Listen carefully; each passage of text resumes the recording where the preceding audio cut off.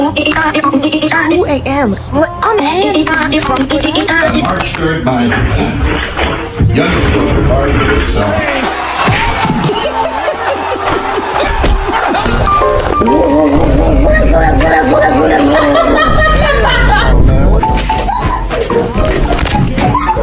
Your boyfriend kiss?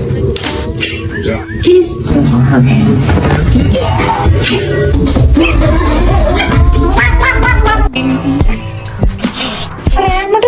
No.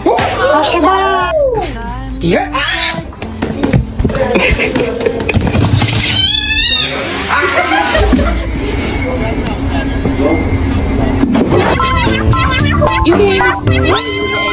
You have no other arm. Is he going to deliver?